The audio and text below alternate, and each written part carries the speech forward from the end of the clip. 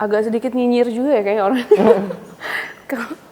Dari episode awal aja kan kayaknya ngomong sama Laras tuh agak nyelekit kayak cewek gitu kalau ngomong. Itu apa tuh berarti ya kayak gitu ya? Agak nyinyir kan? Nyelenjeh. Saya sebagai perempuan yang punya anak, jadi I have to jagain itu gitu. Lebih ke bagian-bagian tubuhnya aja sih gitu yang kita ngobrolinnya banyak gitu.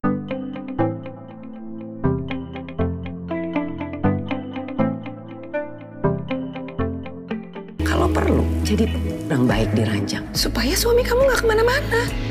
Kalau buat Laras itu kan kondisinya sebenarnya itu lagi down kan. Mungkin ada benarnya juga maksud ibunya, cuman penyampaiannya aja yang mungkin tidak sesuai gitu. Karena bagaimanapun juga kan ibunya ini kan seorang ibu, menyampaikan sesuatu kepada anaknya yang diharapkan sama Laras kan harusnya ya nggak se-degrading itulah gitu. Ya pokoknya intinya sebenarnya ada benarnya juga gitu. Tapi cara penyampaiannya aja mungkin yang kurang pas. Sebenarnya nggak masalah ya kalau itu bentuknya sebagai nasihat. Tapi kan kesannya ibunya Laras itu seperti tuntutan ke Laras gitu loh. Jadi kayak seorang istri itu harus mengemban banyak tugas. Harus sebagai istri yang baik, begitupun jadi anak yang baik untuk ibunya, untuk keluarganya. Jadi seorang istri yang baik dan bisa dibilang kan jadi kepala lah, jadi leher lah di situ gitu kan, kepalanya si suaminya gitu. Jadi ya sebenarnya nggak apa-apa juga sih ya. Cuman ya tadi cara penyampaiannya aja mungkin agak lebih diperhalus sedikit.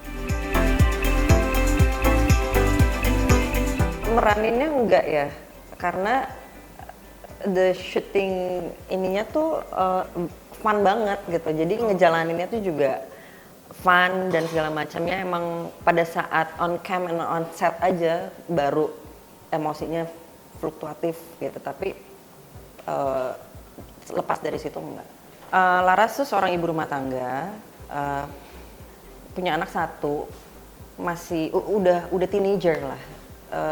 Kebayangkan ngurusin teenager tuh lebih susah daripada ngurusin anak batita gitu. Mood swingsnya dan segala macam. Tapi permasalahan utama dari Laras adalah ketika dia sudah berumah tangga selama 12 tahun ini, dia menemukan kehambaran dan hampa gitu dalam rumah tangganya gitu, dan dia insecure juga terhadap dirinya. Ya itu sih yang akhirnya menjadi konflik dalam cerita ini. Ya aku sebagai Gita ini bisa dibilang alpha female ya, karena kalau mungkin udah beberapa yang lihat tentang sinopsisnya, Gita ini sebagai bos yang tegas gitu. Jadi Gita ini banyak membantu Raka juga di dunia politik maupun di keluarganya. Ya gitu aja. Takutnya kepanjangan spoiler. Karena kenapa enggak, emang ceritanya bagus, ceritanya menarik, terus castnya juga saya bisa kerja sama Aura, sama Rio, sama Email, sama Fred gitu kan. Kapan lagi kesempatan bisa kerja dengan pemain-pemain yang luar biasa, ditambah lagi dengan ceritanya yang menarik sekali.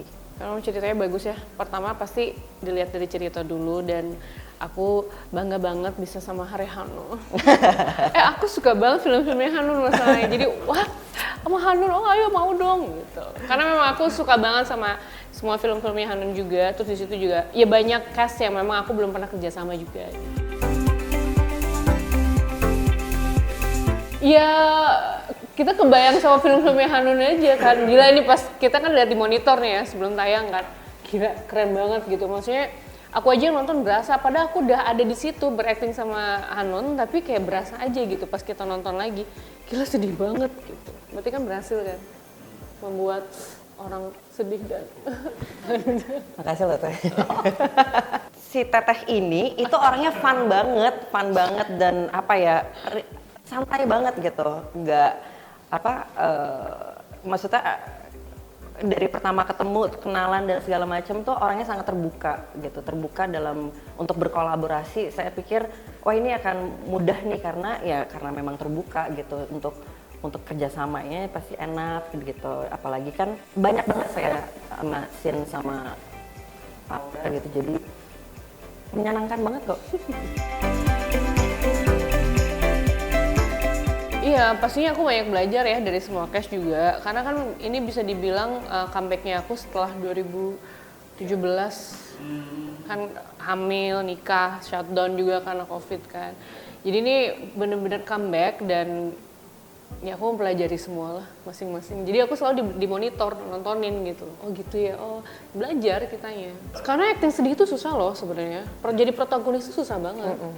Karena perlu emosi. Jadi kita juga harus, aku lihat ya harus mempertahankan mood banget gitu loh. Karena kalau jadi antagonis itu gampang, kita punya sisi antagonis kok di dalam diri kita masing-masing ada lagi, iya gitu. Tapi kan sisi yang sangat emosional, ya sedih itu kan susah protagonis. Jadi ya good job. Red flag terbesar Raka, narsistik. Agak sedikit nyinyir juga ya kayak orang. Dari episode awal aja kan kayaknya ngomong sama Laras tuh agak nyelekit kayak cewek gitu kalau ngomong. Itu apa tuh berarti ya kayak gitu ya? Agak nyinyir kan? Nyelenjeh. Ya gitulah. Agak nyelekit juga kalau ngomong, nyinyir sih kayaknya, agak nyinyir juga deh.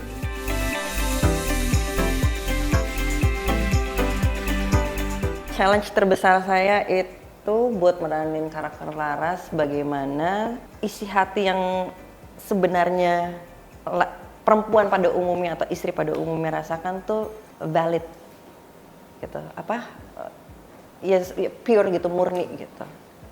Itu sih challenge-nya.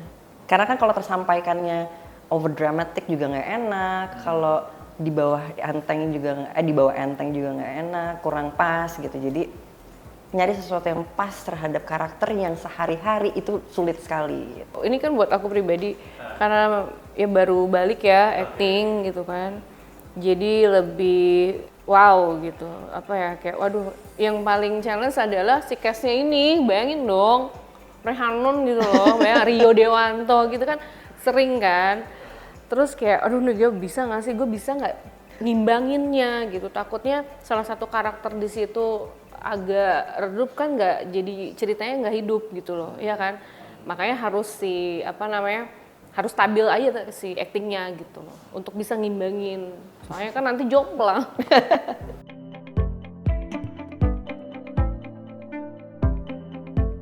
Oh iya, itu nanya berkali-kali, itu hampir kayak ambil nggak ya gitu. Bukan apa-apa, tapi karena aduh ceritanya bagus banget, tapi dari aku pribadinya kayak gue agak nggak pede nih, belum pede nih, karena kan memang comeback kan, baru lagi, dan lihat cast-nya dong gitu. Bayangkan dari posternya aja, wow cast-nya gitu, apalagi aku dong, wah ini gue harus main sama mereka gimana nih. Tapi ya pada akhirnya ya sambil berjalan juga ya belajar juga dari semuanya.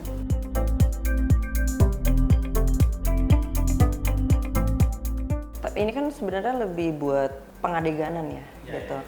Tapi kembali lagi, saya sebagai perempuan yang punya anak, jadi I have to jagain itu gitu. Lebih ke bagian-bagian tubuhnya aja sih gitu, yang kita ngobrolinnya banyak gitu, yang gimana nih. Tapi emang komunikasi sama Bang John Rantaunya sih ya yang enak banget ya. Jadi emang diskusi sama pada saat mau eksekusinya nih kayak gimana nih Bang gitu. Dan lu percaya deh sama gue gitu. Jadi emang semuanya sangat aman gitu, sangat aman, dan kitanya juga sebagai pemain dibikin nyaman, dan yang pasti tuh close set gitu.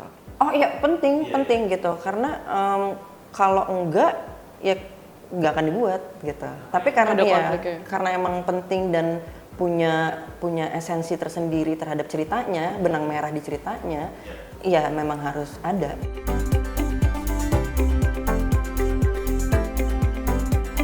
Karena mengangkat tema yang buat relasi terhadap orang sama orang tua, sama teman dan segala macam, yang sangat significantly tuh terjadi sehari-hari gitu. Nggak dibikin-bikin, nggak over dramatic dan segala macam, dan ngupasnya tuh dikit gitu. Jadi bikin cliffhanger-nya juga bagus gitu. Jadi ya itu sih yang bikin beda dengan yang lain. Dan sama kayak Hanun tadi bilang, relate banget sama cerita-cerita kita sehari-hari, tapi komplit dengan solusinya gitu loh. Exactly, betul. Iya, ada solusinya. Jadi ada kompleks memang, terus ada cerita dan tapi ada solusinya juga. Halo, saya Rehanun.